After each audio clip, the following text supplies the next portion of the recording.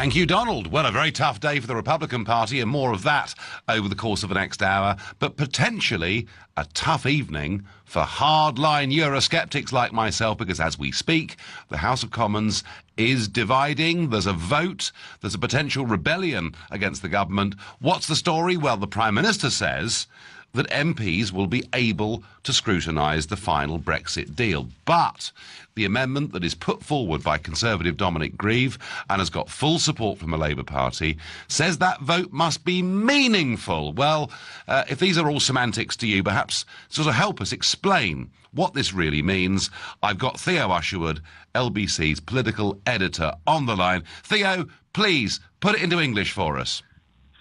The basis of this vote tonight is that MPs want to have a say on the final deal when it comes back to the House of Commons and House of Lords. Of course, David Davis has said there will be primary legislation that actually counts because, of course, David Davis has said previously that if MPs vote the bill down or they try and amend and change it, in effect, there isn't going to be enough time to get back to the European Commission to debate those changes that MPs have sought to include, and therefore Britain would simply leave with no deal on March the 29th, 2019. The other element to this is that as part of what's going to be debated in Parliament, a trade deal itself won't be included because, of course, there isn't going to be enough time to dot the I's and cross the T's, and so MPs want to make sure that when they do finally get a say on the vote, that it will be on the final vote, on the final trade deal itself. Now, Dominic Grieve, the former Attorney General, arch Remainer, Nigel, he's not your sort of person, has put down an amendment which would give MPs the power to scrutinise that. And in short, what Theresa May said it meant for her and the government today is it would mean condensing the trade talks into an even shorter space of time so that they have a final deal early in the summer. And then that would allow more time for MPs to debate the legislation and potentially amend the legislation when it comes to the House of Commons. And then that would allow time, of course, if they do amend the legislation, for the government to go to the European Commission, to go to Jean-Claude Juncker and say, actually, we'd like this change because this is what our MPs say. It is really squeaky bum time because the numbers are against the government, Nigel. We're looking at around 308 plays 303. And if that happens, the government loses the vote, and it's back to the drawing board for Theresa May. It is, and I suppose in a sense it's back to the drawing board for those that want, I'd call it a clean Brexit. I guess Chuka-Ramunda would call it a hard Brexit. Nigel, if I was in your shoes, having campaigned to leave the European Union, you want a clean Brexit, I wouldn't be so disappointed if tonight goes against the government, because it will mean the pressure is on Theresa May to secure a deal, and she may not be able to do that.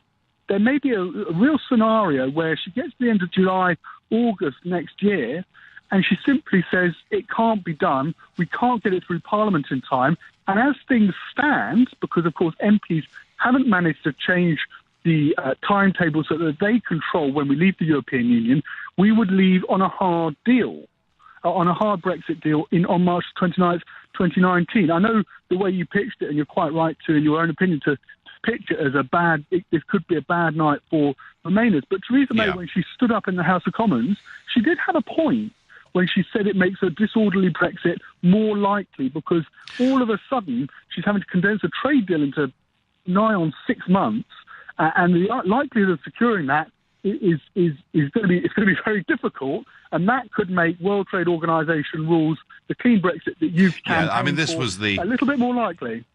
This was the Peter Bone line, that actually we may just crash out of the whole thing. There isn't much Parliament can do about it.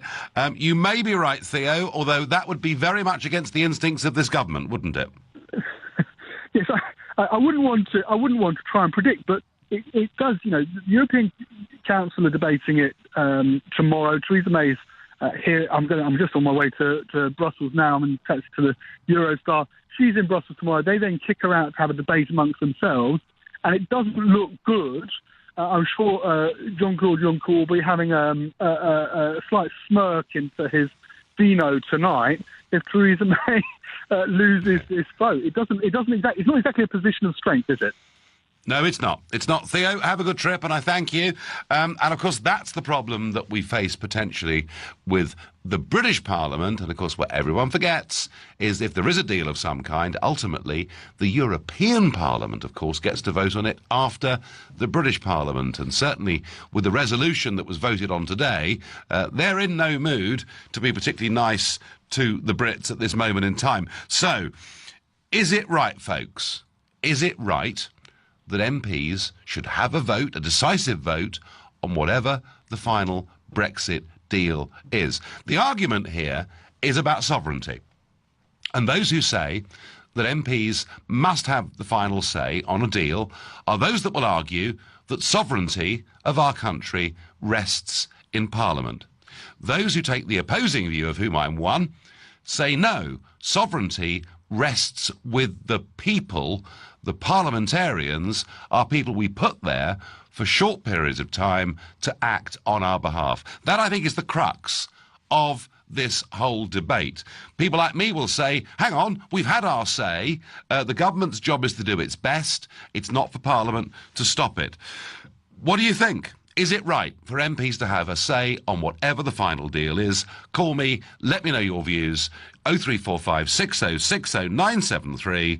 If you think, no, actually I'm really worried about this, because all that will happen is MPs will try to overturn the will of the people, then text to 84850. Or perhaps you think, you know what, we've had our say already, this is really ridiculous, then you can tweet using the hashtag Farage and LBC at LBC. You can watch me on Facebook. I'm live here in the European Parliament. I'm going to ask my first caller tonight is Aidan, who's calling from Tottenham and is a new caller to the show. Aidan, how do you feel about this vote tonight? Oh, hello, Nigel. I don't think the vote tonight matters. It's more of an internal thing, I think, in Parliament. I don't have much respect for a lot of the way the MPs behave. I was too young to vote in 1975 when Harold Wilson had a vote to remain in the European Union, and they voted to stay, and that was it. It was and we had to lump it. We then found out Ted Heath had misled everyone, and the ever-close union was always written into it. So we've suffered. Yeah. I didn't vote in the election last year, or in fact the general election this year, or the referendum vote last year either. I'm not on the electoral roll for other reasons. Nothing to do with criminality, but to do with protection of my family. So I have a view in that the default position is that we are leaving European Union the day before my 60th birthday on the 29th of March 2018. So I will celebrate... 18 or 19? 19. 2019, I apologise, in a year's time, a year and a bit's time. Yeah. So it could be the day before my 60th birthday, so I'm 58. So, okay. The default position is we have had a referendum that Parliament set up to leave the European Union. That should be the default position. We never had a referendum about whether there should be a deal or not. I'm very happy for the government to go and get a deal and to do whatever they want to do. And if Parliament want to vote on that and then decide to go with that, and that's an open vote, I'm happy for that to happen, but once we've left. I think because we've been sold down the river a little bit, and I understand the pressures Theresa May's on and the mistakes she's made, she's trying to do the best thing for the country, although not in my view the way it's going. I think we ought to just leave the European Union, go back to them and say, right, we're happy to do a trade deal with you. They're going to be put under pressure by the Germans and the French and all the rest of them. Half of London is flooded by lots of Spanish and Italian people in my business that can't get jobs in those countries. There is no focus in the media here on how badly we all know about Greece, but there's nothing said about these other countries. It's all about how... Well, we may well see, Aidan, the Italian elections that'll take place in March, how the Italians are currently feeling. Aidan, let me ask you very quickly, do you get the sense that our political class would like to water down, delay, or even stop the Brexit vote of the people? Well, that's why a lot of them are behaving the way they are. Labour are doing the right thing from their perspective in not saying anything and letting everything go wrong around them. But the British people voted to leave, so that's it. We leave. The vote... Well, let's hope so, Aidan. Let's hope so. I thank you for your call. Nigel, how can it be fair for anti-Brexit MPs to vote against the people, says David. Well, that's pretty much how I feel about it, but... You know, they've been wanting to vote against the people for a very, very long time. I'm going to go to Glenn in Milton Keynes. Good evening, Glenn. Hello, mate. How you doing? All right? I'm all right. I'm just frustrated, Glenn. I'm angry. I'm annoyed. You know, I haven't got great confidence in this government, but I've even got less confidence in our political class in Westminster. I think they are our servants, Glenn, not the other way round. Well, Nigel, I mean, I was one of the 17.5 million people that voted out, but This isn't the Brexit I wanted. Do you think it's time now? Everybody knows how Brussels are bully boys, and the amount of things they want off us and we can't. Is it have another referendum and put it to the people? We've got 8 years to go with them. We've got 3 million people, so they say. I reckon it's double that they can allow their families to come in and say, "Is this what you really want?" Because that wasn't what I voted for. Our fishermen and all that are on their knees. You know, the building trade, the British builders are on their knees. This isn't what I voted for, Nigel. Do you think it's time for another referendum and say? Well, okay, Glenn, what would the second referendum be? Would it be a rerun of the first one? No, we'll just say that we're leaving Brexit, and we don't. You know yourself, all the lawyers have said we don't have to pay them a penny. We do not have to pay them a penny. Why are we snuggling up to them and saying we want to be in your club? I mean, you know, what sort of club for 40 years that only 4 people out of 28 pay the bar bill? I mean, so you think, Glenn, you think then that we may actually need a second referendum to really sort this out, yeah? Well, if it's going the way that I see it, you know, we're going to be in Europe for another 8 years. Glenn, I've got to leave you, Glenn. We're going to the House of Commons to get the result of this vote.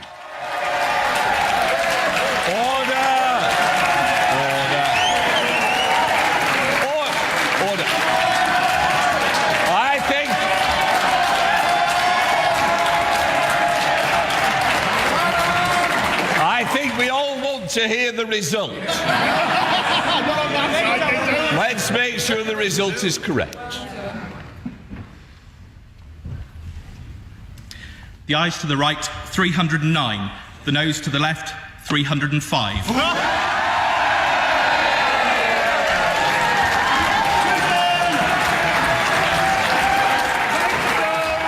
OK, so that was the vote on the amendment. Theo Usherwood, how do you read that? Yes, Nigel. So it's cracking on the line. Yeah, can you hear me? Right, we've got some problems there. So the amendment has passed by 309 votes to 305. Have you ever heard Parliament happier? Have you ever heard louder cheering in all your life? I haven't, because they think they've really struck a blow back tonight, not just against the government, but against the Brexit vote, which so many of them completely and utterly despise. So they have voted for Parliament to have an absolute say on whatever final deal Theresa May gets. The one possibility that Brexiteers might keep up their sleeve is that if there's no deal, we might just crash out. But I don't see our Prime Minister ever settling for that. So, yeah, you know, good day for Vince Cable, good day for Keir Starmer, good day for Ken Clarke and Dominic Grieve and Anna Soubry. But is it a good day for all of us? That really is the question. More analysis on this in a moment. For now, you're listening to the Nigel Farage Show exclusively on LBC. I'm live from Strasbourg, and it's 7:17. So the breaking news is the government has suffered its first defeat over the European Union withdrawal bill after MPs supported a Tory rebel amendment for a meaningful vote on any Brexit deal, and the result was 309 votes to 305, a majority of 4 in favour of the rebel amendment. My reaction to it is simply that my contempt for career politicians knows no bounds. They are utterly determined, hundreds of them, to do what they can to overturn the Brexit result. It's just as simple as that. I get on text, Nigel, when I ask myself why MPs have done this, I suddenly remember David Lammy. We can stop this madness. That answers any questions. And in many ways, it does. I wonder what Joseph in Sheffield makes of all of this. Good evening, Joseph. Good evening, Nigel. I'm absolutely fuming right now. I'm going mad right now. This right, so am I. Group of treacherous these are a group of undemocratic people trying to subvert the election, the referendum that happened last year. And I think they should be ashamed of themselves, really. Actually, Joseph, they're proud of themselves because they think people like you, Joseph, are pig ignorant and stupid. And how dare you vote against this political construction we've been part of for over 40 years. And they believe, Joseph, and they do believe that they know better than you what is good for our country. Yes, I will just say this to them. This has been missed out of the news. There's one guy in the parliament that said, Philip Davis, that if they should pass this vote through tonight, there will be a huge public backlash, the likes of which they've never seen before, and they should be ready for the consequences. And I say everybody to take note of what Mr. Philip Davis, who's representing somewhere in Yorkshire, Bradford, somewhere there. Shipley, yes, that's right. Yeah. No, well, Joseph, you know, I think he's right. And I've been saying for some time, don't underestimate the Brexit backlash. Don't underestimate the passion of people that voted against what all the mainstream parties said, what all the global leaders said, what many very important, not all, but many important elements of the media said. Joseph, I'm with you. There will be a backlash at some point. Joseph in Sheffield is fuming. Simon in Basingstoke, how do you feel? I think I'm beyond fuming, but I think that not only has Theresa May betrayed the British people, I also think she's betrayed her own party by allowing this to go ahead. How many of those 17.4 million voters are Tory voters? I will not vote for a Theresa May-led government, and I'm very doubtful whether I'll ever vote for a Tory government. Do you know, Simon, you're saying this. If you're a regular listener to this show, you will know that I've now been arguing for nearly 3 months that the longer Theresa May stays as Tory party leader and Prime Minister, without her heart really in Brexit, the closer we get to a hardline socialist government with Corbyn and McDonnell. Because, Simon, I think there are millions of people like you out there who would be inclined to vote Conservative but won't if she's in charge. I think that's absolutely true. And I think that not only is what she's doing morally wrong, but I also think it's politically stupid. If she'd have said, we've tried to negotiate with the EU in good faith, they've demanded money effectively with menaces, and this is Great Britain, we don't respond to that, and had a hard Brexit, the Tories would have walked the next election, because even Remainers object to the way that the EU has behaved. Do you know, Simon, I met this morning here in Strasbourg a Tory MEP, had a coach load of visitors, and there were some from Kent, some from Hampshire, but from southern England, and I was chatting with them. And I made the point to them, I said, if Mrs May really stuck to her guns, showed people she believed in Brexit, even if the government fell, she could win the next election by actually getting a lot of Labour leavers to vote for her if she showed that conviction. But it's just not going to happen, Simon, is it? It's not. And I think, again, this shows the tremendous lack of judgment that Theresa May has. And those that are advising her. But above all, this is putting at peril the whole idea of representative democracy. That only works, Nigel, if your representatives represent your views. Well, trust, Simon. Trust the word, isn't it? Trust is the word. I know people, I've met people who said to me, I've never voted in my life, but I went out to vote in that referendum because I thought I could make a difference. And people voted on both sides, believing this was something that really, really mattered. And if now, cynically, our career politicians do everything they can to overturn it, and goodness me, they've taken a step down that road tonight, then I think the result for Trust is seriously bad news. Simon, I thank you. So Simon is beyond fuming. David says, I'm so angry at this result. Theresa May should resign. Let's have another election. Well, David, you're angry because you're a Brexiteer, predominantly, I'm sure. If we do have another election, right now, I would not discount Corbyn being the biggest party and being able to lead a coalition government that would do their utmost, if you believe what Keir Starmer says, to keep us in the single market and the customs union in perpetuity. So I could say to you, David, be careful what you wish for. Richard is calling me next from Whetstone. Richard, good evening. Good evening, Nigel. How are you? I'm well. So delighted. You're delighted. You think Parliament's done the right thing, yeah? I do, because for two reasons, really. I think the Leave campaign missold Brexit to the British people. And oh, really? We don't need to go into reasons. Yeah. But there's no point pointing who's done what and etc. But so you don't think, Richard, just very quickly, you don't think that the Yes side missold in 1975 the common market, no? I just think that if everyone knew that £350 million a week was not going to the NHS, that you guys might not have won the referendum. And had they said, no, go on, move on. Okay. And the second point is, but more importantly than being missold to, if or if not true, is the reality of Brexit. And the fact is, the EU are calling the shots. I remember watching you saying they need us. Well, the reality is, yeah, they do need us, but we need them more. And as people see the reality of what's happening, we're not being able to negotiate properly or well, and then we have inflation at 3.1% because our currency's gone down, etc., all as a result of Brexit. It's the only shot we have for our representatives in Parliament to fight for the Brexit that we need, which is a soft Brexit. We need a soft Brexit. If not, no Brexit. Well, Richard, the sterling point, I mean, sterling fell far more between 2010 and the referendum than it's fallen since. So that's a slightly separate issue.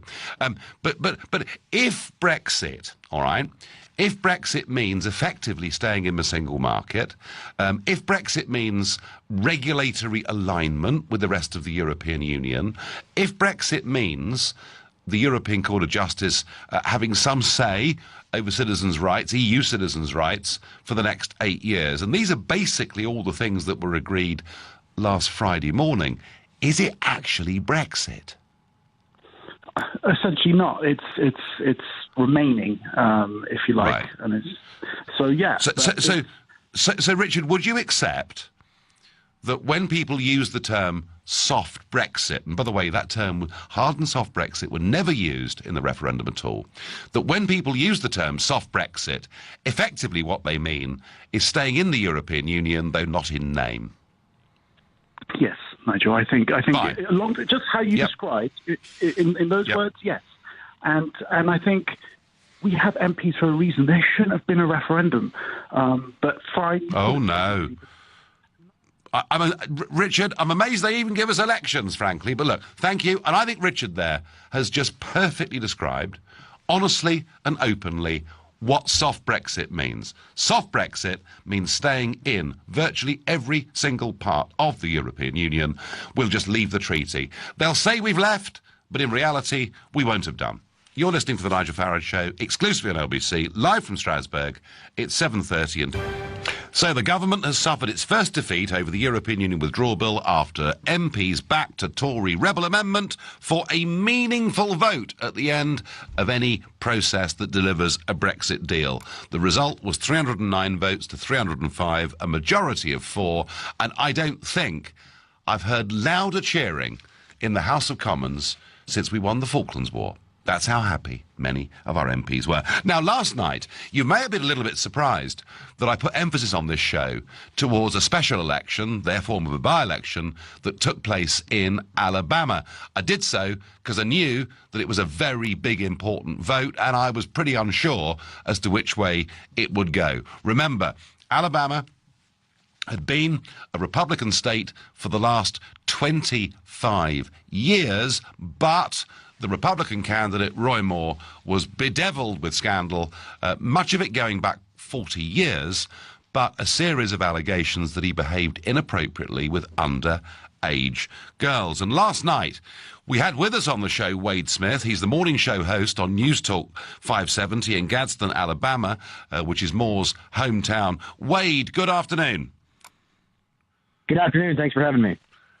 No, well, I tell you why we're having you back. Not just because you're there in Gadsden, but you said something last night that was really, really interesting. You said that you yourself were a Republican voter, and yet you couldn't bring yourself to vote for Roy Moore, and you talked about the fact that the turnout was higher than people thought it was going to be, which you thought would play in the Democrats' favour. So, Wade Smith, you called it.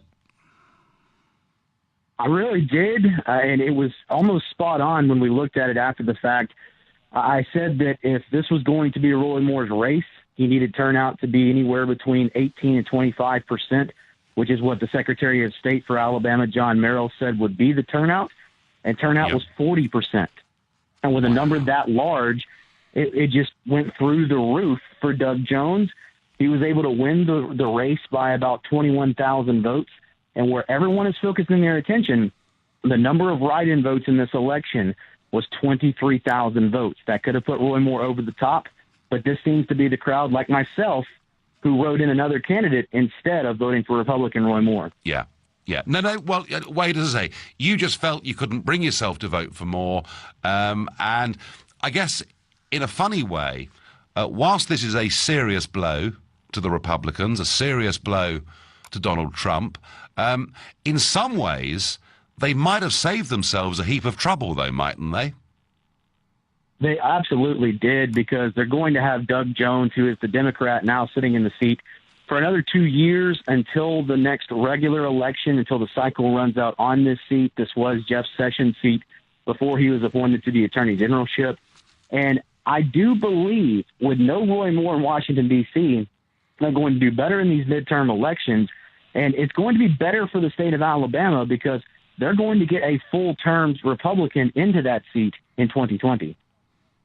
Yeah, so it'll return to normal in 2020. And I think had Moore gone to Capitol Hill, there would have been endless inquiries, would there not, into whether he had or had not behaved inappropriately with a series of young women 40 years ago. There absolutely would have been. The ethics commissions would have been called on Roy Moore, and we would not have heard the end of this until he was probably removed from office. And then at that point, there would just had to have been an appointment, which it would have kept a Republican in the seat, but it would have made the Republican Party look worse, especially going on during the 2018 midterms and into the 2020 election, where Donald Trump is going to be up for re-election again. So in a sense, Wade Smith, as a Republican supporter, you're almost, I sense, slightly relieved that Democrat Doug Jones won last night. I'm very relieved, and that's from the sense that I didn't think Roy Moore was somebody that, as a resident of Alabama, as someone that was born here and grew up here, I didn't think he was somebody that needed to be in the seat. But in long-term thinking, as a Republican, as a conservative who wants to see this party be successful down the road, I think it was the best thing for the future of the party and not something that's going to derail any of the agenda down the road. Terrific. Well, Wade Smith, all I can say is thank you, not just for joining us last night and tonight, or at least tonight our time, but for getting it absolutely dead on with your call. It's been a real pleasure having you on the show. Well, ladies and gentlemen, you did hear that last night from Wade Smith, and boy, did he get that right. Whether you raced down to the bookmakers having listened to him or not, I don't know. What I do know is that there are a lot of very happy MPs in Parliament right at the moment because they've inflicted a defeat on the government. And it is a very real defeat on the government because there is now going to be a meaningful vote at the end of any Brexit process that produces a deal. Still the possibility that if there was no deal and we crashed out, that Parliament couldn't stop it. But I have to say, I don't, for everything I've ever seen in my life, think that Theresa May is the kind of Prime Minister that would accept no deal. I think she'd come crawling on her knees to Brussels for a deal of some kind. I'm going to Dorset to Peter, a new caller to this show. Good evening, Peter. Good evening, Nigel. It's a privilege. So, are you happy? Are you enraged? How do you feel? Well, let me first say I'm a very active Brexiteer.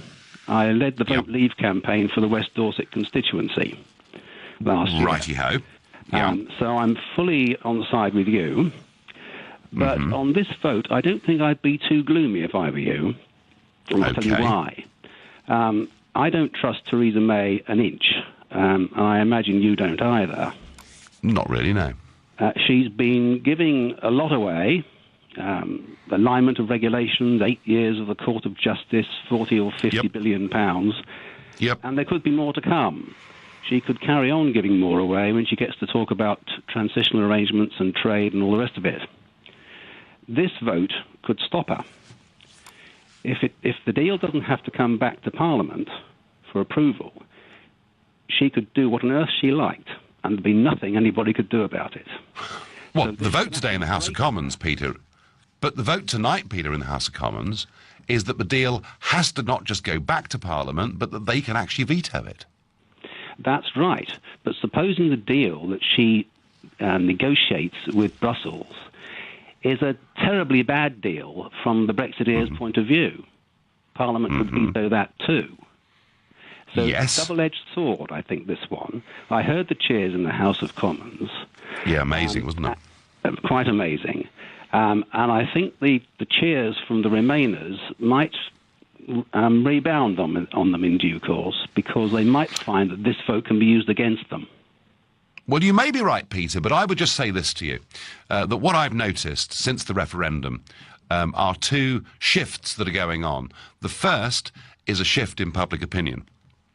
And now, fewer than 1 in 5 voters wants to undo Brexit. There is now a clear, solid majority that say, look, we voted for this, let's just jolly well get on with it. That's the people. But the other shift has been amongst our political classes, and they now feel, I think, emboldened.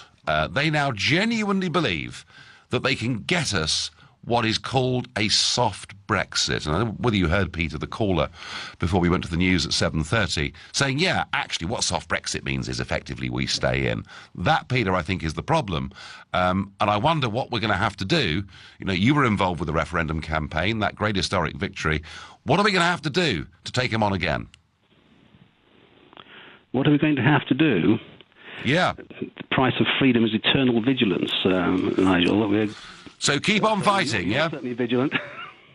Well, I know I've had a quarter of a century of it, and I guess what sort of gets me down a bit today, and I did say this in the session in Strasbourg this morning, is I do feel there may be a battle. We may have to refight quite a lot of this all over again. Peter in Dorset, thank you. And Peter thinks, well, actually, may not be that bad. It could go back the other way. On Twitter, I get, this is a victory for sovereignty against a rudderless, weak government. Nigel, a majority of 4 is too close to count. They should be made to vote again, says Kenny. Understand that Brexit will be aborted. The trajectory is changing. Well, the trajectory amongst our political class may well be changing. I'm absolutely convinced the trajectory amongst ordinary voting public has actually, in fact, gone the other way. But that's where we are. You're listening to the Nigel Farage Show, exclusively on LBC, live from Strasbourg, and it's 7:45. We understand there were 12 rebels in Parliament tonight that voted against their own government and voted for Parliament to have a meaningful final say on whatever deal the government negotiates. And we understand one of those was Stephen Hammond, and he's just been sacked as a vice-chairman of the Conservative Party, according to Sam Coates of The Times. The Labour leader, Jeremy Corbyn, has responded by saying this defeat is a humiliating loss of authority for the government on the eve of the European Council meeting that happens tomorrow night and into Friday. Labour has made the case since the referendum for a meaningful vote in Parliament on the terms of Britain's withdrawal from the European Union. Well, I don't know. Not always easy to work out exactly where Labour has been standing on this.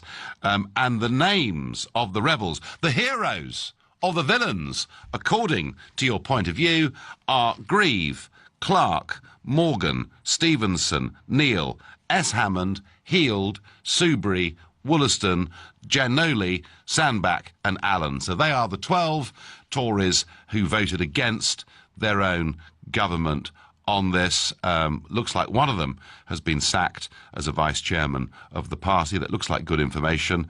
I wonder where we go from here. Joseph in Newcastle is a new caller to the show. Good evening, Joseph. Hi, Nigel. Good. So how do you feel? I mean, are you elated or fuming? elated because it just. I heard you Brexiteers friends on before. I just thought it's wrong. We voted to leave the EU to get parliamentary democracy back to the Parliament. No, we voted to get our country back.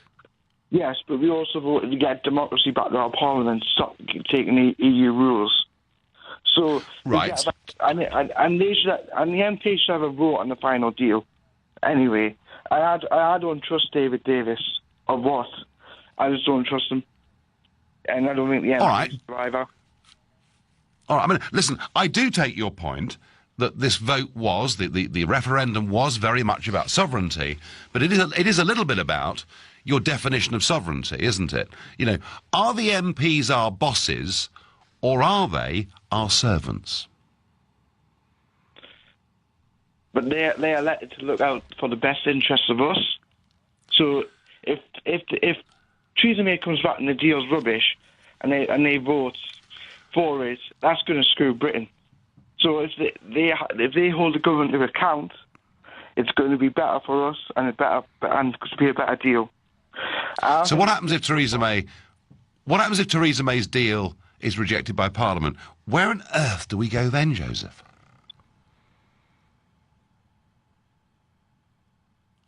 Difficult, isn't it? Lost him. He's gone. He's had enough. Peter in Wimbledon, what do you think this evening? Well, Nigel, you're probably not going to like... good evening, first of all. You're not going to like what I'm going to say, but the main reason this country is in such a mess is because millions of British people were fooled by crooks and conmen politicians like yourself. And I couldn't agree more, Peter. Back in 1975, the lies they told about the common market were unforgivable. They should have gone to the Tower, most of them. You can go back as far as you want in history, but we're talking about where we are now. What I'm trying to say to you, Nigel, is instead of you standing in front of that poster of Syrian refugees entering Germany, not the United Kingdom, you could have explained to the British public the implications of having an Irish border, for instance, or breakup of United Kingdom, or for instance, the biggest contributor to the treasury in this country is the financial sector. What would happen if our financial sector were to lose EU trading passports? You could have explained this to the British people. But would you know something, Peter? Having spent 20 years working in that industry, let me tell you, the reason London's a success isn't because it's a European trading centre, it's because it's a global trading centre. But, you know, Peter, you're trying to rerun the arguments of the referendum, and we're going to get nowhere with that, because I haven't changed my mind on any of those things. What I want to ask you is, do you think it's the correct exercise of sovereignty for Parliament to want to have the final say on whatever deal Theresa May does? Well, as far as I remember, Nigel, and you probably know better than me because the career politician you are, we live in a parliamentary... No, thank you. I'm not having that. You can call me anything you like, but not that. Well, how many years you spent in European Parliament? You tried to be elected to be a member of Parliament in the United Kingdom. You failed, and now... Well, I stood repeatedly for Parliament as a duty. That's what we did in UKIP to try and forward the argument. Well, coming back to my point is, we live in a parliamentary democracy, and the job of parliamentarian is not to be our bosses or our servants, but to do what's best for the country. And they have the right to hold our government to account to what they're doing. Yep. And the final deal with the European Union is critical for the well-being of the whole people of this country. And if should we get a bad deal or no deal, MPs should have a right to protect those countries from jumping off the cliff. There is no good us aligning our standards to some countries based in Africa, Commonwealth, or somewhere else. All our standards and everything else is intertwined with European standards. And you should be explaining to the British public how long it's going to take for us to change our standards or interline with the other countries. How long does it take for us to accept standards of other countries? No, Peter, I don't believe in harmonisation, homogenisation, even pasteurisation of all our laws and all our systems with other countries. I believe in competition. I believe in free markets. It's something, when I used to vote Conservative, the Conservative Party used to believe in. They used to believe in competition. Now they believe, apparently, in regulatory complete alignment. Peter, you've had your say. I understand the way you feel. You feel it very strongly. In fact, people on both sides tonight of this argument feel very, very strongly indeed. Are you not aware of the nature of MPs and how they are required to exercise their judgment to represent us? Yes, they are. They are lent that authority at each election. And they do make decisions for us as a representative democracy. The point about this referendum is that for once, that decision was subcontracted back to us, and I think they have a duty to respect it. And I feel what they've done tonight actually damages that. I wonder what Keith in Stoke Newington thinks. Good evening, Keith. Nigel, yes, good evening. I think we should do what Oliver Cromwell did and arrest all those 309 MPs, throw them away, simply on the grounds that they have taken away the power from the people to themselves. It's now become a dictatorship, and that's a violation of the Coronation Oath and Parliament's prime directive to protect the people's will. So constitutionally, this vote has to be set aside regardless. And I think it's a question of law, and that question should go to the courts to decide. And the other point I want to make is that when we were trading, the East India Company, English East India Company was trading with the Dutch East India Company, all the other East Indias, the French, the Spanish, and the Portuguese, they made a trading pact in 1650, similar to the common market. We agreed, you scratch my back, I scratch your back. And what happens? All the other East India trading companies walked over us. They destroyed us, and it ended up in war. And the reason is because the other European powers knew that we beat them on international trade completely, and they're terrified of us. And ever since, they've wanted to control us and stop us, which is exactly what the EU is about. It's exactly what idiots are doing. I'm getting so angry about this. It's terrible. Keith, I've had fuming tonight. I've had beyond fuming. Describe your current mood. I'm fuming. I'm totally angry. I want to go down and arrest all these. I call them possible. I don't want to use the word, but crooks cross in my mind. But they're traitors. Wow. I think they're possible traitors. Strong stuff. Thank you. My last caller tonight. I've only got 40 seconds for you. Adam in Canterbury. Good evening.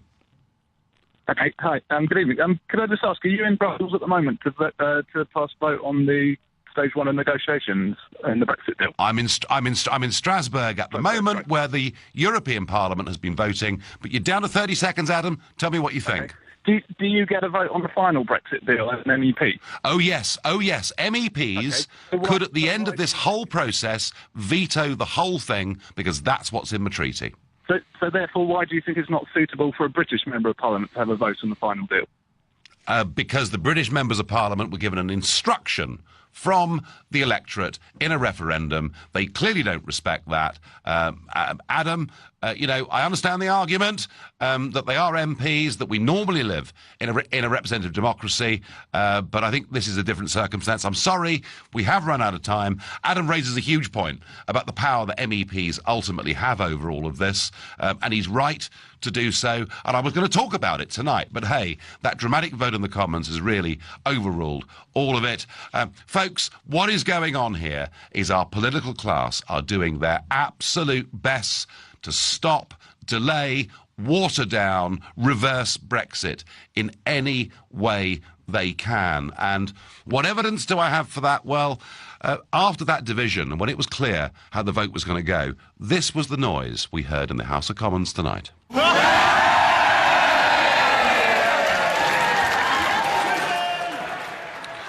And I think that noise, frankly, says it all. You've been listening to the Nigel Farage Show here on LBC. I'll be back tomorrow night from 7 o'clock. Coming up at 10 tonight, it's Ian Collins. But up next, it's Clive Bull.